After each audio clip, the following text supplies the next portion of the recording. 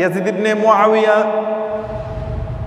মুআবিয়া তিনি হচ্ছেন রাদিয়াল্লাহু তাআলা আনহু, কিন্তু ইয়াজিদ হইল লানাতুল্লাহ।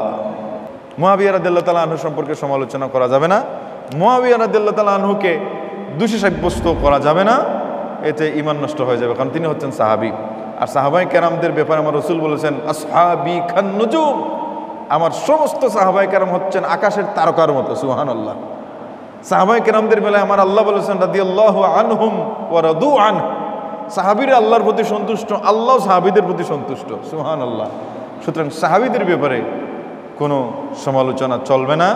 সাহাবীরা হচ্ছেন আমাদের মতো ইমানদারদের ইমানের মাপকাঠি, যে কতটুকু আমল করলে ইমান টিকে থাকবে, কতটুকু আমল করলে ইমান টিকবে না, এইটার পরিমাপ আমরা জানবো, চিনবো, আমল করবো কার থেকে? সাহাবায়ে কেরাম থেকে।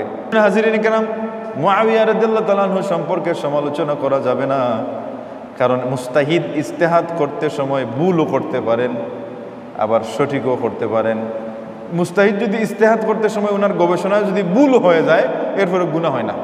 ইয়াজিদ 3 বছর 6 মাস রাজত্ব কায়েমের জন্যে সে রাজত্ব পরিচালনা করেছিল। মুমিনদের আমির হওয়ার যোগ্য ইয়াজিদের মধ্যে ছিল না। ইয়াজিদ 3 বছরের 3টা জঘন্যতম কাজ করছে। 3টা জঘন্যতম কাজ করে লাঞ্ছিত, অপমানিত হয়ে মৃত্যু হয়েছে। প্রথম বছরই সে আসনে বসেই কারবালার মতো ঘটনা ঘটাইয়াছিল। এটা হলো একটা। 2 নম্বর বছর ইয়াজিদ সে মুসলিম বিন উকবার নেতৃত্বে মদিনা আক্রমণ করাইছে। নাউজুবিল্লাহ মিন যালিক। সেখানে এমন বাটে খুন, লুটতরাজ, রাহাজানি, অত্যাচার করা শুরু করছে। নাউজুবিল্লাহ। দর্শন করা শুরু করছে তার বাহিনীরা মদিনা শরীফের মানুষদের।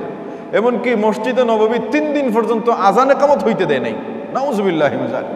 কতটুকু সতর্কতা আমার রাসূল করে দিয়েছেন, সাবধান, হারামাইন শরীফাইনের ব্যাপারে কোনো মন্তব্য করতে যাবে না। লবণ যেভাবে পানিতে পড়লে তার অস্তিত্ব থাকে না, তুমি যদি আমার হারামাইন সম্পর্কে যদি গবেষণা করো, মন্তব্য করো, তোমার অস্তিত্ব থাকবে না, দুনিয়া আখিরাত ধ্বংস হবে, জাহান্নামী হবে। অথচ সেই কুখ্যাত ফাসিক মুনাফিক ইয়াজিদ সে মুসলিম বিন উকবার নেতৃত্বে মদিনা আক্রমণ করাইয়া উসমান রাদিয়াল্লাহু তাআলা আনহুর ছেলে আমর ইবনে উসমান ইবনে আফফান রাদিয়াল্লাহু তাআলা আনহুর দাড়ি ছিঁড়িয়ে ফেলেছে টেনে টেনে। নাউজুবিল্লাহ মিন যালিক। যে তুমি তো হুসাইন রাদিয়াল্লাহু তাআলাকে মহব্বত করো, যে ইয়াজিদকে তিনি ভালোবাসতেন না, সেই জন্য দাড়ি ছিঁড়ে ফেলছে। নাউজুবিল্লাহ মিন যালিক। এমনকি মুহাজির আনসার সহ প্রায় 700 মুহাজির সাহাবী, আনসার সাহাবী, তাবি লাগাইয়া প্রায় 700 গণ্যমান্য ব্যক্তি সহ মদিনা শরীফের প্রায় 10,000 মানুষকে খুন করেছে, হত্যা করেছে। নাউজুবিল্লাহ মিন যালিক। মদিনা শরীফের এর মধ্যে প্রায় 700 ছিলেন আনসার এবং মুহাজির সাহাবী, তাবি। নাউজুবিল্লাহ মিন যালিক। শেষ বছর, তার মৃত্যুর আগের বছর, সে কি করলো? মক্কা শরীফের মধ্যে আক্রমণ করলো। নাউজুবিল্লাহ মিন যালিক। মক্কা শরীফে আক্রমণ করে এমনকি সে তার সেই সময়কার ক্ষেপণাস্ত্র যেভাবে ছিল বানানো, সেই অগ্নিস্ফুলিঙ্গ কাবা শরীফের দেয়ালে লাগে। সেই সময় কাবা শরীফের গিলাফের মধ্যে আগুন ধরে কাবা শরীফের ছাদ সেই সময় কাঠের ছিল, কাবা শরীফের ছাদের কাঠটা পর্যন্ত চলে যায়। নাউজুবিল্লাহ মিন যালিক।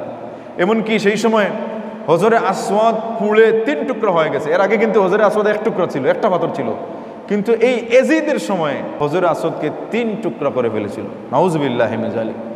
1 মাস ব্যাপী অবরোধ করে রেখেছিল মক্কা শরীফের, তাওয়াফ থেকে মানুষদের বঞ্চিত করেছিল। হুসাইন বিন নুমাইরের নিকটে যখন ইয়াজিদের মৃত্যুর সংবাদ আসলো, তখন সে যুদ্ধ বন্ধ করলো। তখন এই কাবা শরীফের দায়িত্বে ছিলেন হজরতে আব্দুল্লাহ ইবনে জুবাইর রাদিয়াল্লাহু তাআলা আনহু, আল্লাহ রাসূলের সাহাবী। এই হুসাইন বিন নুমাইর বলল যে আমাকে কাবা শরীফটা তোয়াফের অনুমতি দাও। অনুমতি দিলেন। দেখেন কত বড় ফরেজগার, যে কাবা শরীফ জ্বালাইয়া ফেলতেছে, আবার তোয়াফ করার জন্য অনুমতি নিচ্ছে। নাউজুবিল্লাহ মিন যালিক।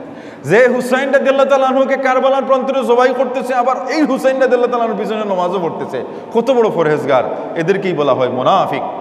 আল্লাহ যেন আমাদের প্রত্যেকের দিলের মধ্যে যেন হুসাইনি মহাব্বত তৈরি করে দেন। আল্লাহ যেন আমাদেরকে হুসাইনি আদলে ইসলাম পরিচালনা করার তৌফিক দান করেন। আমিন।